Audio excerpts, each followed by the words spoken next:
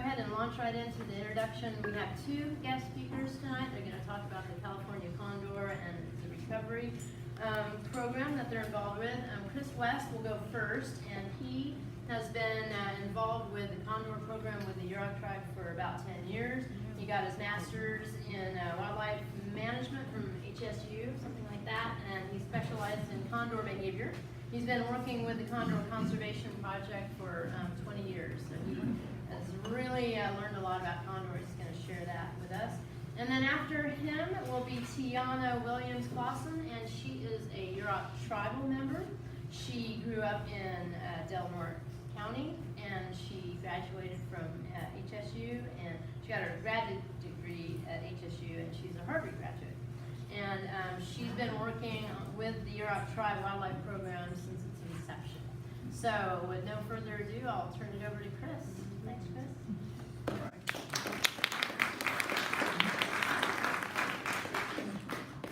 And I'd like to thank the zoo for having this conservation lecture series for us to be able to participate in, so that the local researchers can actually come and engage with the community in this forum. I think that's great.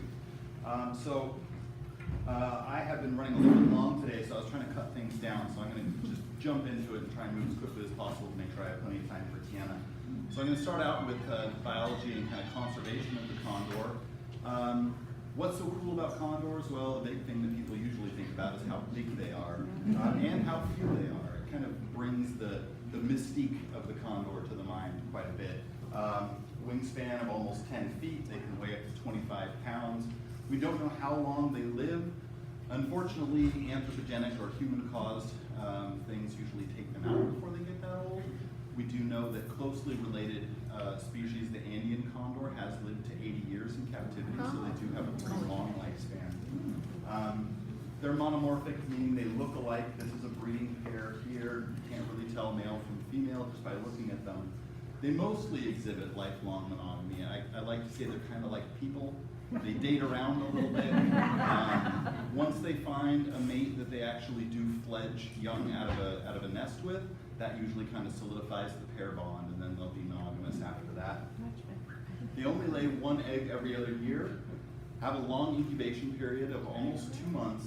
They don't fledge until 6 to 7 months of age, don't reach sexual maturity until 6 to 8 years. And it's this slow reproductive cycle that causes problems for condors. If you put them kind of as a comparison against eagles, for instance, of the large raptor, eagles can have 2 to 3 offspring per year fledged out of a nest. Condors, at one every other year, if you think about like a 10-year span of time, an eagle pair could actually have 20 to 30 offspring fledged from their nest if they're kind of at maximum reproductive potential, while condors could maximize at about 5 chicks out of a nest. So this is where any kind of additional kind of increase in natural mortality rates can quickly lead to population level effects that are noticeable. Condors are also obligate scavengers. They're just big vultures. They're very big and majestic, but just vultures. Here's a couple feeding on a gray whale down in the Big Sur area. They don't take any live prey, only dead things. At one time, the range of the condor extended all the way across what is modern North America. There's evidence of historical breeding all the way up into upstate New York at the top of the Appalachians, all the way down into Florida, and across the southern portion of the United States.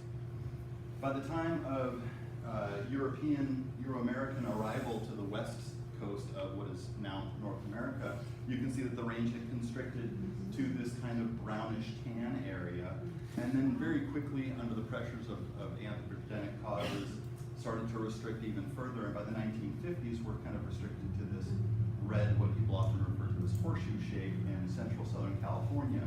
I also have in here the release sites that have been used so far in the conservation efforts, and you can see that they're mostly scattered along the very southern edge of the historical range, at least during Euro-American contact. I also bring your attention to right here, what I refer to as the sweet spot. This is kind of where I think you get the most buffer from potentially inhospitable habitat for condors. You also get the advantage of marine resources and I think that this is a very good spot to potentially bring condors. Continuing with the population decline, you can see an estimate of 150 birds around the late 1930s, which quickly declined to the population low of 22 individuals in 1982. And so in the mid-1980s, the decision was driven by high mortalities for the U.S. Fish and Wildlife Service to attempt to bring all the remaining condors into captivity to try and save the species from extinction. So this brings us to Easter Sunday, April 19th, 1987. The last California condor was taken into captivity. And after that, no condors remained in captivity for some time. Luckily for conservationists and researchers, condors actually bred pretty well in captivity. No one really knew how they would do, but they produced eggs the first egg within a year of that last condor being taken in. The first egg was laid in captivity, and pretty soon in captivity you had scenes like this.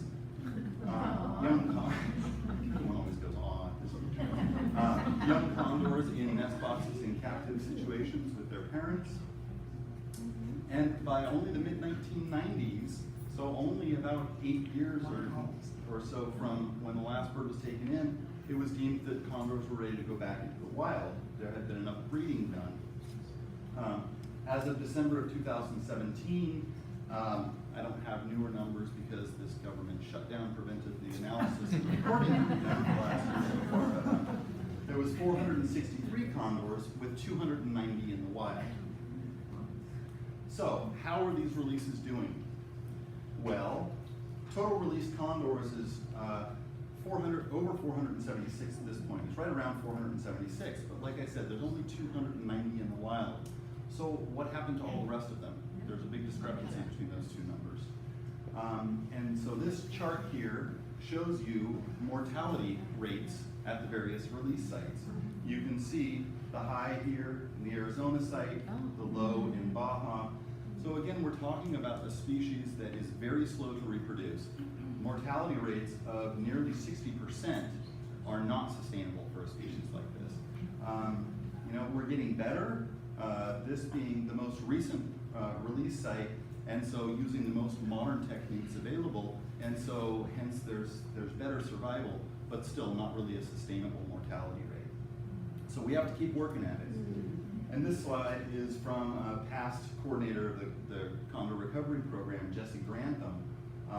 Since most of this mortality is anthropogenic or human caused, we have to wonder, is this conservation effort possible in the face of this huge human footprint that is ever expanding with a species that clearly doesn't get along very well with people? So a big question. So let's go to the number one cause of mortality in condors. I'm just going to touch on this briefly. I'm not going to go through all of the causes of mortality because we have a lot to cover. But I want to at least cover lead. It's pretty controversial. There's a lot going on related to lead and lead ammunition, which is the known source of lead in condors. And that is primarily because when you hunt with lead, lead bullets do what they're designed to do, which is transfer their kinetic energy of moving a fast object, striking an organism, and then mushrooming, fragmenting. That's a way to transmit all of that kinetic energy into a kinetic wave that goes through the animal, kills the animal quickly. That's what hunters are trying to do. They're trying to put down animals quickly and as humanely as possible. So the ammunition is functioning properly, but this type of what people refer to as a snowstorm effect, all these lead fragments that occur, this is in a deer's neck, are potentially lethal pieces. For a condor or an eagle, it only takes about a pinhead-sized piece of lead to be enough to cause mortality from lead toxicosis. Now, some people say, well, condors and eagles aren't dumb. When they eat something, they're not going to eat a piece of metal that's stuck in the meat.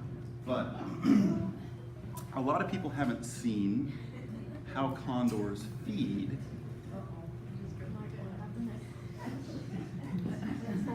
And when condors feed, they're tearing out chunks of meat, chunks of organ. They're social feeders, so they tend to fight over whatever comes out. And if you can imagine that one of these birds is being careful to not ingest some little bit of lead in its head. Not so careful. So if you now imagine that snowstorm effect that you saw was in that organ, I have watched this video a lot. 7 different birds get pieces of that organ. So a highly contaminated piece of organ or meat that is consumed in such a way could kill 7 birds at one time. So, moving on with lead, of wild condors tested, 48% tend to have elevated lead, about 40%. But biannual testing only captures about 10% of exposures. We only capture birds twice a year. Lead's only in their system for about 2 weeks. So there's a huge portion of the year where they're not being tested. And what we found from feather analysis, where you can actually get a 2-month window of time, cut a strip of feather and then test it all the way along, birds are getting exposed every 1 to 2 months at levels that could potentially be lethal. So we're really not getting at it that well. We know that lead toxicosis is responsible for 26% of juvenile condor deaths and about 67% of adult condor deaths. Reason for that is juvenile birds tend to stay a little bit closer to release sites. They're getting proffered food that the conservation groups are putting out, so they're getting a little bit cleaner source. Older birds, as they get older, more mature, expand their ranges, tend to encounter wild carcasses, tainted carcasses much more frequently. So what's the solution? Well, transition from lead to non-lead. There are non-lead ammunition types out there that work just as effectively at lead. They do what is called controlled expansion, where they mushroom open, don't fragment, and are made of less toxic materials like copper. We can also try and provide clean food, treat birds with toxicosis. Like I said, even trapping twice a year, you're only getting a small percentage of exposures. And I think most importantly, engage with the hunting community. Instead of having them feel like they're being singled out and having fingers pointed at them as the problem, make them part of the solution. And we've been working hard with our Hunters and Stewards program to try and do that. Okay, so what about the Pacific Northwest? Well, this is a local artist's vision of what condor recovery could look like in the Pacific Northwest. This is an image by Gary Bloomfield. Some of you probably are familiar with Gary's work. And this is what we hope, this is what we can kind of hold in our hearts when we hit those stumbling blocks as we're trying to move forward through this process. Tiana and I have hit a lot of stumbling blocks in the last decade working on this. So how do things look so far with the 10 years of work that we have engaged in? Well, we've done a lot of habitat analysis using remote sensing as well as on-the-ground measurements to look at what things look like in Northern California and this potential northern range. And it seems like there's quite a bit of high-quality condor habitat out there. We've also looked at contaminants and surrogate species, ravens and turkey vultures, looking at lead and other contaminants, and we found that they're relatively low. That's great news for turkey vultures. You can see Tiana and I are pretty excited about it in this picture here. So that's a good thing also. Also, we've looked at contaminants in marine mammals. There's expectation that condors will be using marine mammals as a food source, and there's potentially issues with that. We have found that the most contaminated areas where a lot of the contamination events have occurred in the past, in Southern California, you see kind of a descending trend as you look at marine mammals up and down the California, Oregon, Washington coast, and we are many magnitudes lower than where some problems have been shown in the Big Sur area. So we're pretty hopeful that that's not going to be an issue. So where do we go from here?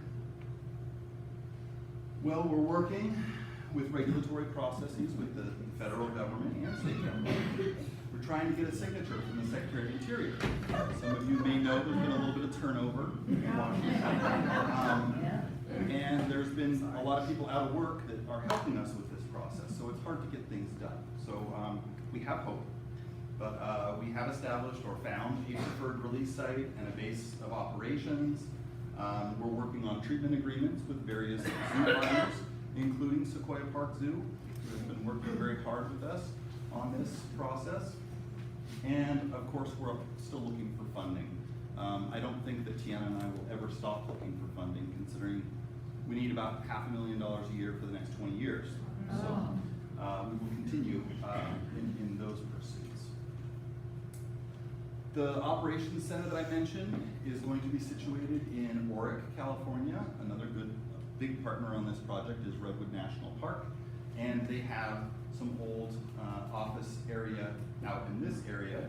If I zoom in, you can see these rather dilapidated buildings, most of which have been demolished, but we're in the process of renovating this structure right here. And we're calling that our CMOC, Condor Management Operations Center. It'll have office space, storage space, it'll have a walk-in freezer for keeping dairy calf carcasses, vehicle and quad storage, a workshop area, and potentially a bunk area for our intern crews that will be running our day-to-day operations in the field. And as I mentioned, Sequoia Park Zoo, an ever important partner, has been working with us on the treatment side of things. We need a condor treatment area and veterinary support. Without something local, we're driving to the Oregon Zoo in Portland or to the Oakland Zoo down in the Bay Area. So obviously we're within an hour and a half of our potential release site here. So critical piece. This is a quarantine treatment pen in Los Angeles. All of these birds have lead toxicosis and are all being treated. This is from one trapping event, so you can get quite sizable numbers. And through the magic of time travel and artist renditions, we can see what a facility here at the zoo might look like, tucked away. It's not going to be open for public viewing. These are going to be sick birds, and so the stress of being on display will be too much for them. But we really value the conservation partnership that the Sequoia Park Zoo has offered us. Another thing we need is a release management facility. This is what you have in fields to manage condors. So this is pretty much just 3 boxes. You've got a flight pen, you've got, it's an unfortunate name, but it came about before we knew that DDT was a problem in marine mammals for condors. This actually stands for double door trap. We don't dose them in here. And then we have an observation blind, so we can watch the birds. And the double door trap allows us to have remote functioning doors. We can bait this and allow birds in, and then close the outer door and then open this door to let them into the flight pen, or vice versa. We can have birds in here, have this door open, wait for the assemblage of birds that we want to be in the trap, close this door, and then they're staged to be released into the exterior. This was developed by Joe Burnett with Tiana Wildlife Society, actually while I was first working with them in 1999, and it has really changed how condors are managed in the field. So just some examples of what these structures look like. This is pinnacles, here's your flight pen, here's your observation area. These are mock tower poles. They're shock wired so that the birds, if they land on them, they get a little bit of a jolt, and they quickly learn to not go near power lines or power poles.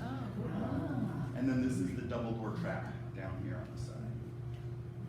Another version, this is in Big Sur. So you've got your flight pen, double door trap, your observation area. This is this is Bitter Creek in Southern California. So we're actually standing inside the flight pen. They have an internal double door trap, and then the observation area is in the back. And then this one here is a modular version that the Tiana Wildlife Society is using down in San Simeon, which we are probably going to use a model similar to this. They're just panels that can be bolted together. These are made as temporary housing or used as temporary housing for zoo animals, so they can withstand a rhino or whatever inside. So, so you can configure them however you like. They're cost effective. The double door trap here in this configuration is on the end with the observation area over here, and they'll be really great for our application. We have a lot of bears, so not only will they keep condors in, but they'll keep bears and other predators out, and they're lockable and they can withstand fire and all of that. So a really great option. Again, pioneered by Joe Burnett at Tiana Wildlife Society. So we'll talk a little bit about management. Our cohorts or groups of birds that we're targeting is about 6 birds per each release, so about 6 per year. Birds will be socialized first in the captive setting in the zoos, so that all they have to do is worry about learning how to fly. They'll know how to interact with other condors, how to find their place at a carcass to feed, do all that, and they just have to worry about figuring that whole flight thing out. We'll keep them in the field site in that pen for a few months to get them acclimatized to the area. They can watch other birds flying, see what the wind currents are like, get used to the conditions prior to release. And we'll probably bring mentors from zoos also. Birds that are unreleasable because they have injuries or something like that, but have valuable condor social skills that they can impart on these young birds. All the birds will have tags and transmitters, vinyl wing tags. They'll all have satellite transmitters, so we'll be able to get real-time information right on our desktops at work about where the birds are and what they're doing. And then they'll also have radio transmitters in case we need to actually go and get hands or eyes on a bird. Alphanumeric tags, like I mentioned, and the satellite tags will allow kind of analysis of where they're going, what kind of resources they're using, and the radio tags will also have a mortality setting. So if the tag doesn't move for a little while, we know that there's a bird potentially in trouble or dead. We can go out, we can find it, and hopefully save the bird, or at least recover it and find out what went wrong.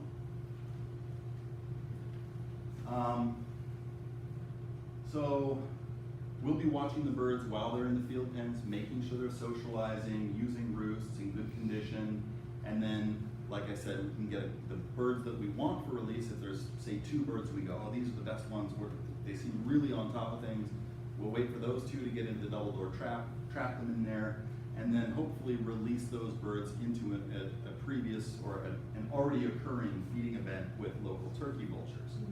So what this might look like, you can see here, so we'll have an electrified perimeter fence protecting the site, and then this is our setup. We've got some birds still in the flight pen and 2 are ready to go. So we go ahead and throw out something for the condors to snack on, and then that brings in the local turkey vultures, and start feeding, and then we can open the double door trap and let the condors out and into the to socialize with their friends, the turkey vultures. And what this might actually look like in real life is, imagine that the condor is inside the pen and these guys are feeding. We open the door, the condor comes out to socialize with his turkey vulture friends. And it engages with them socially. And just for the sake of gratuitous violence, we'll see that again.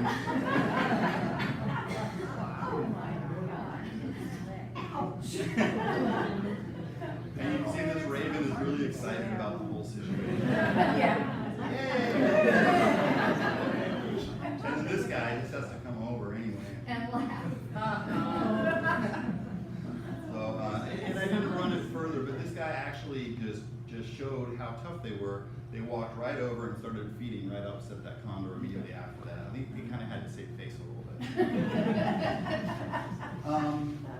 Anyway, subsequent releases, once we have condors out, we'll do the same kind of a thing, but we'll try and get condors to come back and get on the ground feeding prior to the next bird or 2 kind of released at a time out into feeding situations as well. So that's kind of the plan there. We're also going to be doing biannual trapping, spring and fall, where we can do physical checks. You see Dr. Silver here from the zoo. At one of the trapping events, here's Kent, one of our other biologists, looking at transmitters and doing maintenance work. It also gives us an opportunity to draw blood, and as you're seeing from this, some of us and folks from the zoo here participating in these events. It's a great training opportunity, and we've been doing a lot of work over the last several years related to this. Here's Tiana working with folks at the Oregon Zoo.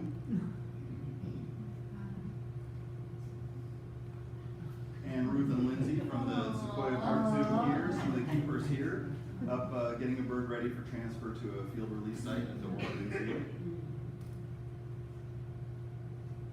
And it's really important to learn how to do this kind of stuff. These are large, powerful animals. If you don't know how to handle them well, if you don't practice handling them well, it's dangerous for the keepers and the field staff. It's dangerous for the bird itself. So you really get a sense looking at the size of a bird next to people letting it go, how big they are, and their strength matches that, and they can definitely cause damage to people. So training is critical. So long-term vision. We believe that lower human population in the Pacific Northwest will reduce human-condor conflict. We're looking to release 60 birds over about a 20-year period of time. And we're hoping that Northern California is the next phase of condor recovery, representing a gateway to the Pacific Northwest as a whole. Ultimate goal, I left the cursor right on there, is birds without tags. Getting to the point where we don't have to be monitoring them anymore. We can let them just go out and be wild condors without being messed with by us. So, that is the end of my presentation. This is some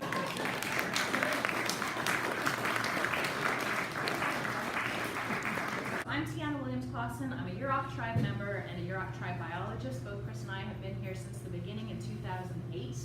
Chris gave a wonderful explanation of what we've been up to and what we will be doing, and I will be giving an explanation of why it's so important to the Yurok Tribe that Kupreganish ki Kame, that the California condor should return home to Yurok country.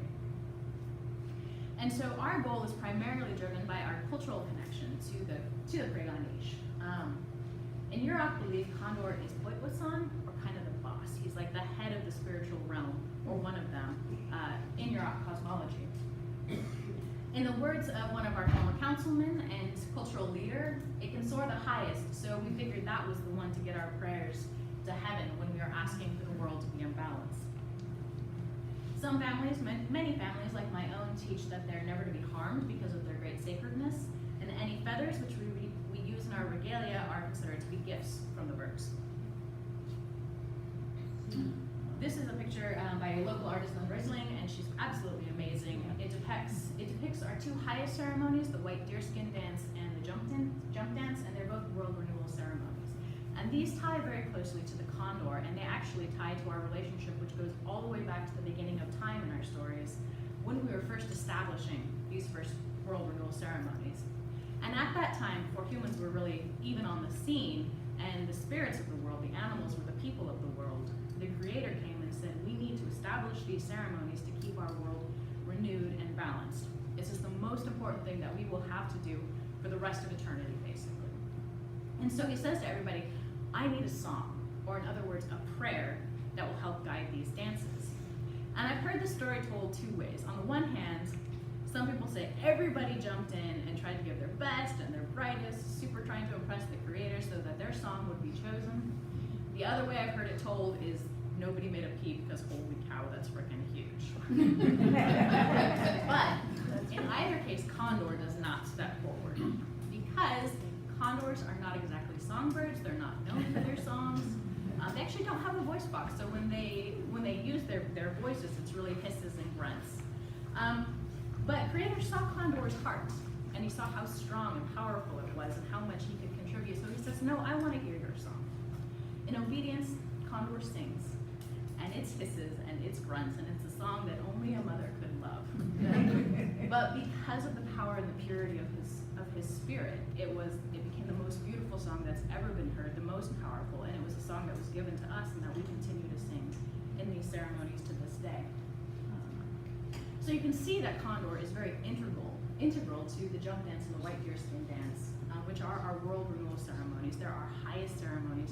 They're actually what we consider to be our reason for being on this earth. Condors also provide their feathers. We use their feathers in the regalia for these dances.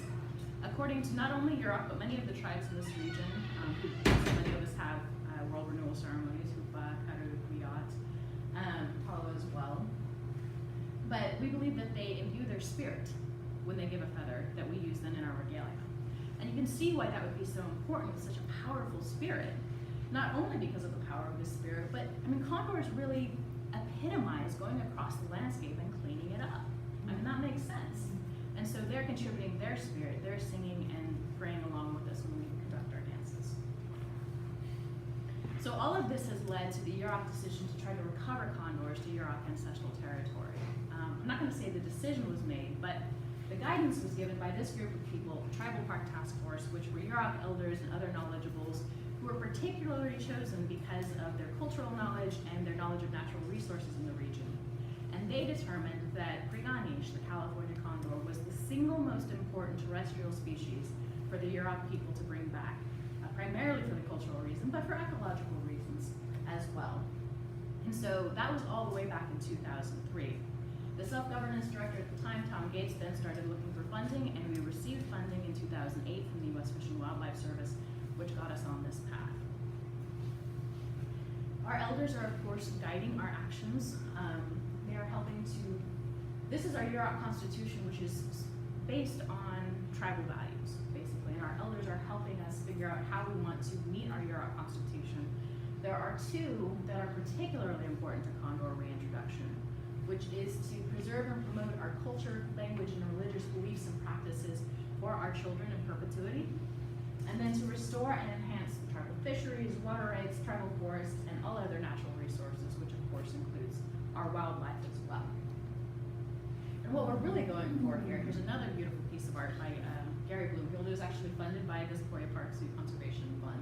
We're working on getting them a poster so that it can be handed out to you particularly.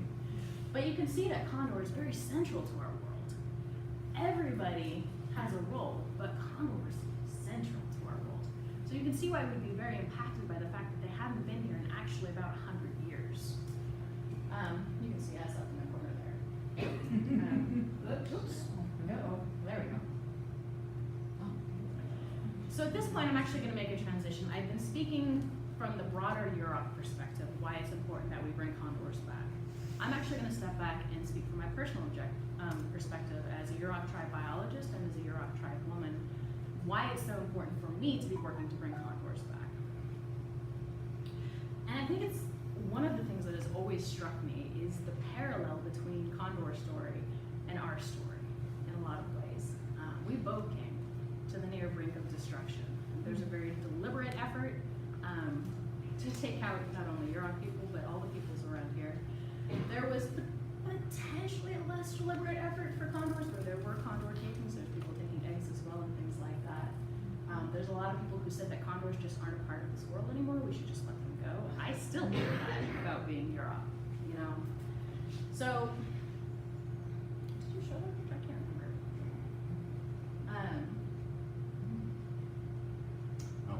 Chris, this is a picture from Joseph Brandt, who works down at the Fish and Wildlife Service down in the Southern California site. And there's actually 22 birds in this picture, which on the one hand is an amazing testimony to their recovery. On the other, this is as many birds as there were at one point in the entire world. It's very impactful when I think about that.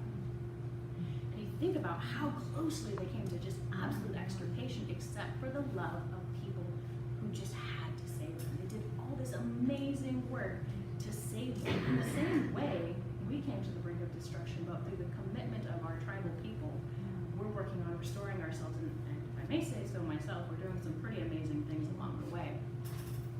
One story that is particularly poignant and relevant, I think, to California condor is the story of our white deerskin dance, which we almost lost entirely. And again, remember, this is one of our reasons for being, these world renewal dances. But it had been generations since it had been danced, for various reasons, one of them being it was illegal to practice tribal religion for a long time. But our tribal elders and cultural leaders came to the point of, we have to restore this dance if we're going to persist as Yurok people. And so Awak Glenmore, and I say Awak because that means he's no longer with us, one of the eldest of our elders, was a primary leader in reinstituting the white deerskin dance after many years, having been one of the only surviving elders at that time to have actually participated in a dance in his youth. Oops. And I remember, and the story was told to us by one of the cultural leaders, that one of the first things he said is, so I'm going to start with the condor song, because that's the most important thing. And that same leader, who was so disassociated from the dance because he'd never experienced it, is like, I didn't even know how important condors were. And so I think about how close we came to absolutely losing this, because of course we lost Glenn just a few years after that. What if we hadn't taken that step? What if we hadn't pushed? What if it hadn't been for the people who loved Yurok culture so well? Anyway, so I'm extremely grateful to him and to everybody else who contributed to this. I'm extremely grateful to the Condor Recovery Program for the same amount of passion in bringing condors back from the brink of extinction. I'm also going to touch on local stories. This was the story given to me by Cheryl Seidner. I'm not going to tell it as well as she did because she just spoke so eloquently and beautifully of the trauma and the tragedy and the ultimate triumph of the Yurok people in the face of a lot of adversity. But they also have very close ties to the Condor. They also have their world renewal ceremony. They also use Condor in the regalia for those dances. And of course, most people are very familiar with the tragedy of Indian Island, which actually was a massacre that occurred during their world renewal ceremony. The men were away, the women and children and elders were camped, sleeping, and a group of Humboldt County denizens, thinking they were doing a good thing, went over and killed as many of them as they could. In and of itself is incredibly tragic. It's particularly tragic from the tribal perspective because these were the elders. These are the people who hold who you are in their hearts and their minds, and they lost so many of them. And that was back in 1860. So ultimately, though, it got to the point where something had to change because there's this huge wound that the Yurok people are carrying. It was prompted in Cheryl's story by a replica, I believe it was a replica Columbus ship coming into the Eureka Harbor. And she's like, really? You guys are gonna celebrate this guy who pretty much epitomized like rape and enslavement and murder and everything bad that's happened to my people. You're gonna bring him into our country and celebrate him? I don't think so. So they actually started, well, there's protests, and they actually started a candlelight vigil to help bring remembrance to the Yurok massacre and make it a part of the larger community narrative. And it started out small, went year by year, it got bigger and bigger until people from all aspects of the community were becoming involved. And eventually it got to the point where Cheryl and family and friends were like, we need to take that final step. We need to heal ourselves of that massacre by actually holding the World Renewal Dance again. And they had a lot of problems going in because on the one hand, like I said, they lost all their elders. That doesn't mean they'd lost all their knowledge, but they had to do some searching. And they actually reached out to other tribes who hold World Renewal ceremonies to help bring that knowledge back as well. They'd also lost their regalia. It had been given to a friend and somewhere disappeared along the line. So again, they had to borrow those regalia pieces until they could make their own again. And in the Yurok Tribe, others helped contribute to that. So I love that community investment from the larger perspective as well. And of course, ultimately, they were successful. This is an image of some men going over to the dance for that first time, for that first year. And I just can't imagine the intensity of feeling that they've got being a part of that renewal. So this is actually a picture of the last candlelight vigil. As Cheryl told me, there was actually some community members who were upset that they weren't going to hold the vigil anymore because it had become such a community event and so many people had become invested in it. And I can't describe it as well as she did, but she's like, it was time. We had our grief. We had our healing. And as I'm listening to her, I get this sense that this long grieving period had allowed the Yurok people to kind of heal from within. It wasn't just a thin scab over the top. They were really whole again. And it was time. You still have the scar, you'll still remember, but it's not something you need to dwell on in perpetuity because now we're whole again as a tribe. So now these dances, our white deerskin dance, their world renewal ceremony, are healing the world again. And myself as a Yurok person, I can't help but think that these prayers aren't contributing to our restoration. I mean, just looking from the Yurok perspective, we've got dam removal, we've got condors coming back, we've got language revitalization, our kids are doing better in school, all kinds of things. And I think that our prayers have a lot to do with it. And I'm hoping that our prayers are also, people might consider them a benefit to our world, just up here in the North Coast in general. But of course, the next step is to actually get condors back here in our skies, in our redwoods, so that we can engage with them in the way that the Creator had intended in the first place, one-on-one relationship. And that's what we're about at the Yurok Tribe, not only for ourselves, but for all peoples who live on the North Coast. So I hope you can understand from my presentation so far that we're really undergoing a cultural renaissance here. We're really rebuilding ourselves from the ground up, and Condor is a really huge part of that. Condor restoration, in my opinion, is actually an expression of Yurok sovereignty and of our expanding management capacity, because of course we used to be caretakers over our whole region, our whole Yurok Ancestral Territory, until that was taken away from us. We still have that knowledge, we still have that capacity, and I feel like we're taking it back. It's particularly awesome because we're doing this in partnership with our neighbors, particularly with great partners like the Sequoia Park Zoo and the National Park Service like that. We're bringing together people from all walks of life and conservation backgrounds, the hunters for example, to create a model just for cooperation and commitment and recovery that I think is rarely seen, but is really awesome in this region. And I'm just really, I'm really privileged to be a part of this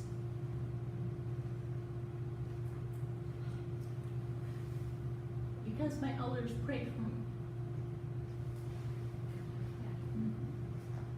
For those elders who gave their whole life, for those elders who still pray for me. For my baby girl, who's 8.5 months old now.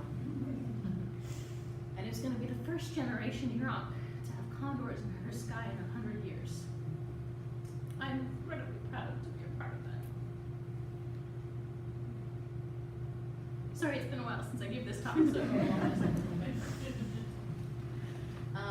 I do want to say again, it's all in partnership. We have so many friends here. This is just a small snapshot of the people who have been helping us out. We literally can't fit people on here anymore, so we're kind of maxed out. I do want to thank you all. We do have a question period afterwards, is my understanding, but if afterwards you have questions you'd like to ask, you can reach us either at these numbers or just call the Yurok Tribe main office, or we have a website you can visit, or just search Yurok Tribe Wildlife Program and you'll find us pretty quick. Thank you.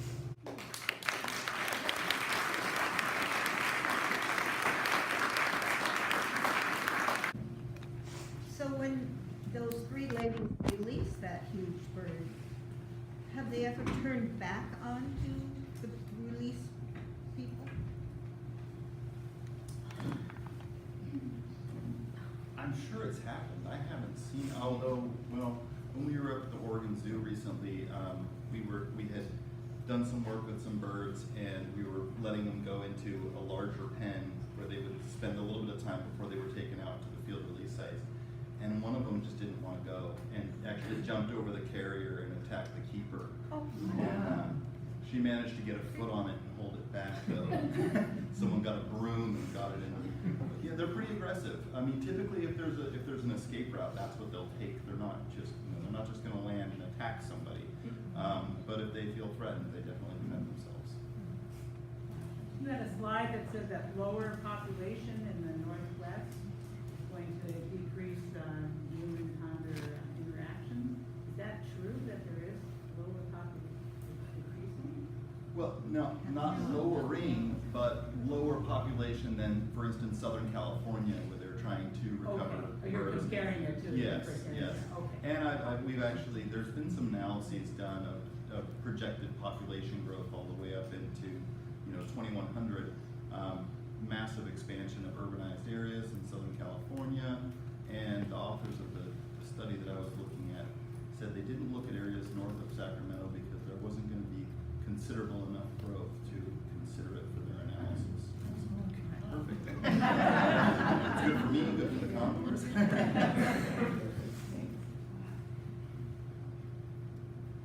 Gentleman in the back. One of the beauties of the restoration of their, I was speaking as a non-Indian, of their restoration of their ceremonies on the island was their invitation to the community to participate. Is there anything parallel with the condor restoration where there's fundraising or opportunities for the community to help and be part of it? From the condor perspective, we have a lot of people who want to volunteer, and we haven't really had a whole lot for people to do, especially recently since we're doing mostly boring regulatory meetings and things like that. We do anticipate, as I mentioned, the birds are going to have transmitters on them and radio transmitters as well as satellite transmitters. We will have intern crews, but we do envision a time when there's going to be enough birds out there that we look at the GPS hits and we say, oh, look, there's something going on over by Garberville or something out in the Trinities, and there's a bunch of birds. We can see that there's a bunch of satellite hits. What are they doing? What are they getting into? Is there a resource there that's important? Is it, as one of the other sites sent people out and they found a pile of ground squirrels that had been shot and piled up as kind of for a trophy picture, and it contaminated like 10 condors. You know, so you can see something like that, and you can send people out. Here's a GPS. We already have a database built where we know land ownership for something like the closest 20-something counties that we had a little bit of money that came through the parks, and they put together this database for us, so we can look. This is the landowner. This is how we contact them. We can contact them. Can we access your land and see what's going on? And we're hoping to have a fleet of volunteers where we can say, here's a GPS unit. Go find out what's happening at this location. That's going to be incredibly important information, and I imagine at some point it's going to be so wide-ranging that it's going to be difficult for us to keep up with that. So volunteers will be critical for I'm that. not just talking about volunteering, though, I'm talking about $500,000 a year budget you were talking about. Oh, well, we do have a little condor-shaped donate now button on our webpage. Anyone is welcome to click that, and you can donate money through PayPal. I have even had one person who continues to follow our project walked up to us at Godwood Days and said, "Here's $300. It's what I can afford. Take it and do stuff with it." So, you know, we'll take it however we can get it. If the community wants to be involved, if individuals want to be involved, if anyone here knows anyone at large foundations, has any ins with anyone, please come and contact us. Yeah, we're trying to diversify our funding base. Most of it's been government grants up to this point. You can't run a 20-year conservation project on government grants. It's just not feasible, so we need to diversify. I have a friend who mentioned that she thought she had heard that the ESA had become one of the obstacles that you guys are dealing with. Endangered Species Act. Well, there's always hurdles related to regulatory need. So under the ESA, there are protections. I guess the biggest obstacle is that there are land managers out there that are concerned about the ESA and bringing an endangered species up and releasing it here. You can imagine if you were a company making money off timber, and all of a sudden you may have a bunch of endangered species roosting in your trees to harass, harm, take, includes you drive a truck up and the condor takes off out of a tree. You've just violated the Endangered Species Act. So we are working on a 10J experimental non-essential designation for the population, which essentially means that it relaxes protections under the Endangered Species Act. You can say, okay, these are the things we want to keep under this designation. If someone goes and shoots a condor, they're violating the Endangered Species Act. If a timber company is following best forest practice rules and spooks a condor out of a tree, they will not be hit with the Endangered Species Act. And it allows people like Pacific Gas and Electric, Pacific Power, Green Diamond Resource Company to all come and sign on board to our conservation agreements, which they have. So I think that working collaboratively with those groups, using those tools under the ESA has helped kind of alleviate some of those pressures. If we can just get the Secretary of the Interior signature on it.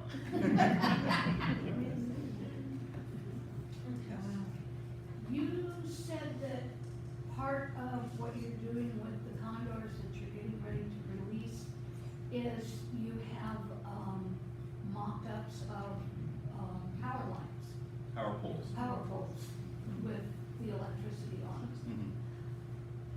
How long does it take for them to realize that this is dangerous, I'm gonna stay away from it? I've seen birds in a zoo that have never been exposed to one land on it 3 times in a row and get shocked and then kind of not go back to it. I also have talked to staff that have said they've seen subordinate birds seeing a dominant individual. There's a very strong hierarchy in condor world. They see a dominant bird get shocked and they just go, wow, that wasn't good. And they never land on it. So they definitely follow what their elders and dominant individuals do and how they respond to And things. it's my understanding that since they've instituted it, there hasn't been that sort of power like that. So I mean, those that are in the wild are staying away from power lines. It was kind of Mostly. there was a lot of collisions initially, and now that the birds aren't looking to land on the lines, they just don't go that close to them. There's one There's one line that was a major problem in the Big Sur area where it went right down a ridge close to the condor release site, right at the top of the ridge, and so there was a lot of mid-span collisions on that line. 3 condors died, and before PG&E finally said, okay, we're going to voluntarily bury that line. It cost them about $3 million to do it, but they did it. They buried the entire power line from that radar site all the way down to the coast. So PG&E has been pretty good at working with people.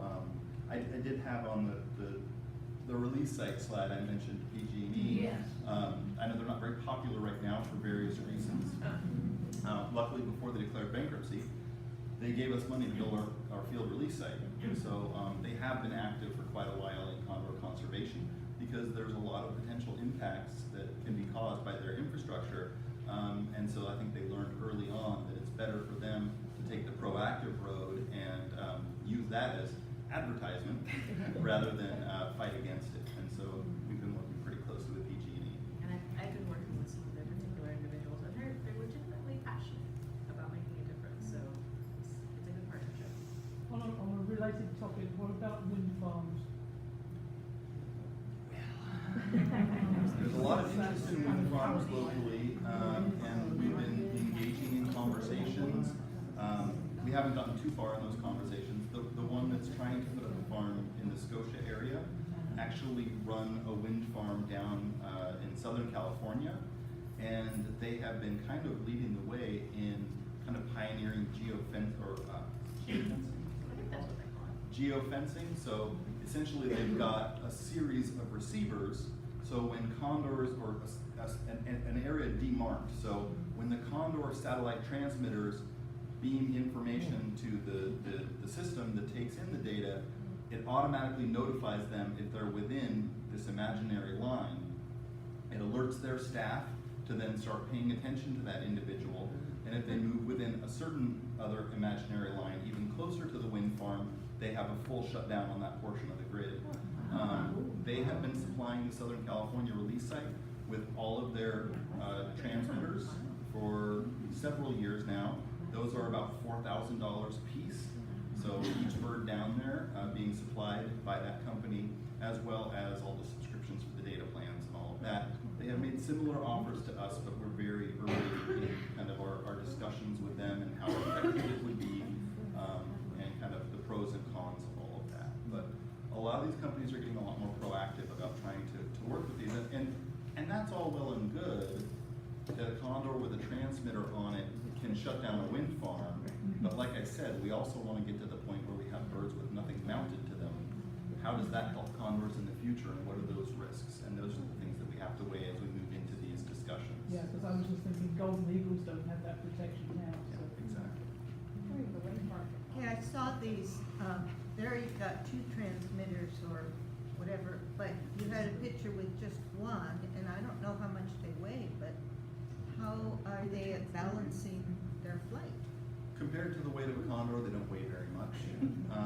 And it used to be that we had a radio transmitter on one wing and a satellite transmitter on the other wing, and often a redundant radio transmitter mounted to a tail feather.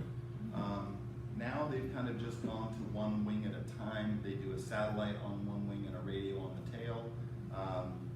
And the reason for that is these things, they're pierced through the wing itself. They do cause tissue damage, and they can, what they refer to as blow out, where they can tear out. And then you have to let the wing rest for a certain amount of time for it to heal, so you can then move the transmitter to the other wing. You don't want to have 2 wings unusable, and there have been situations where both holes on both wings have been stretched to the point where you can't mount a transmitter or tag. Typically, when they do their biannual trap-ups, they'll take an individual like that, take it to the zoo, do a little plastic surgery repair on the wing, let it heal for a certain amount of time, and then we'll be able to take another transmitter.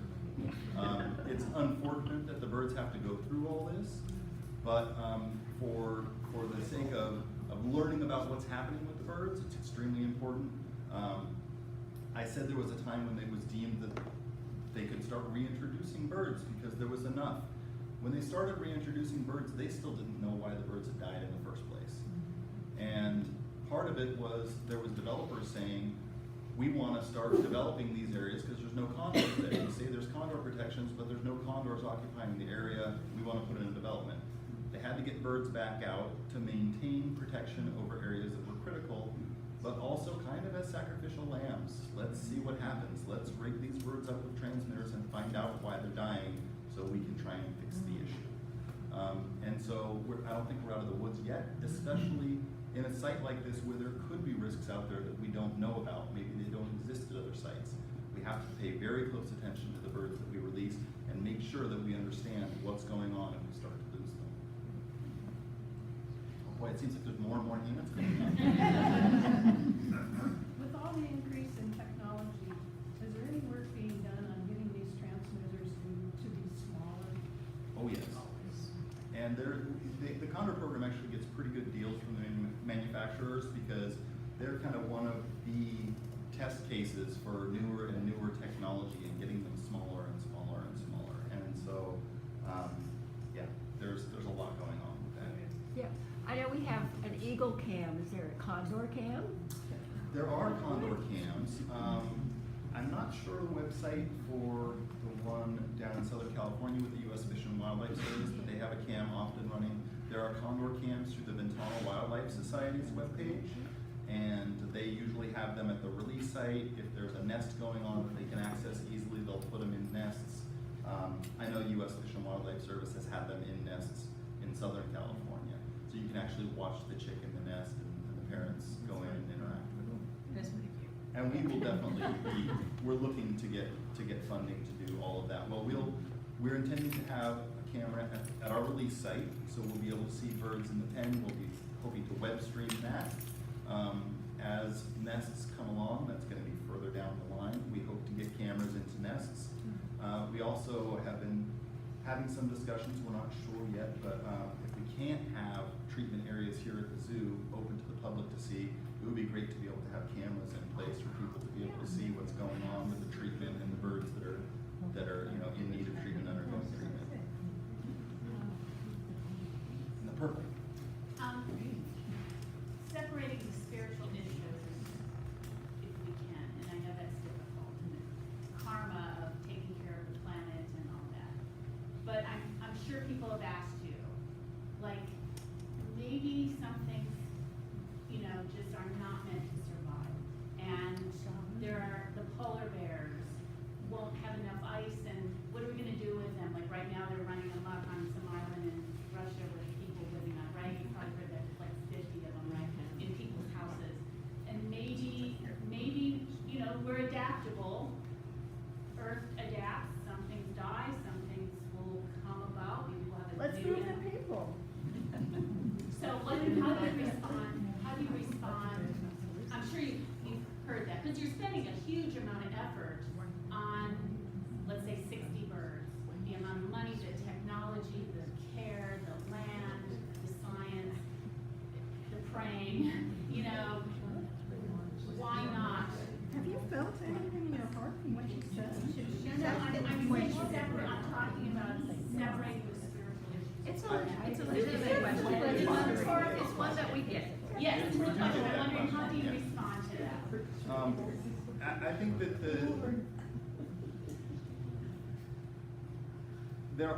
definitely evolution, which I believe firmly in, there become evolutionary dead ends and species go extinct. Lineages end. Heck, I'm almost 50 and I have my kids. I'm a dead end myself. And maybe that's okay. But I think that there's cases where when we can look at the causes and suss out what the causes are of the pressures on specific species, and they're anthropogenic in nature, and they're solvable, I think that we should put the effort out to do that. I think that along those lines, the more challenging question I get is from people that are working with less charismatic species, that say, for the amount of money that they put into the Condor program last year, I could save the species I'm working on. Why doesn't the money go to that? And that is a harder one for me to answer, and that's a challenging situation. I think Though with these charismatic species that often do take large amounts of funding to try and preserve, you can get public engagement. You can fill a room here full of people that are interested to come and hear about condors, where if it was some kind of little midge fly in a salt marsh, maybe no one would show up. But maybe that kind of energizing of the public can change laws, can change spending of places like the Sequoia Park Zoo, which is, they're not bringing condors here to increase their viewership to the public. They're not going to get anything from viewership because of it. They're doing it because there's a transition in the mission of places like the Sequoia Park Zoo and other zoos that are seeing that there is a value to conservation above and beyond the bottom line, and above and beyond what the public can experience, but we can be part of and engage with the public on. And I think that changing the kind of that vision of what conservation is important, and using charismatic species when possible to help that shift along is important. I got one more question. The idea of economic feasibility and stuff, of preserving things, the world is going to keep on evolving. It's done pretty happily getting us to where the point we are now. If we mess these things up, it's going to keep on evolving, but there's no guarantee that what evolves is going to be of any benefit to us whatsoever.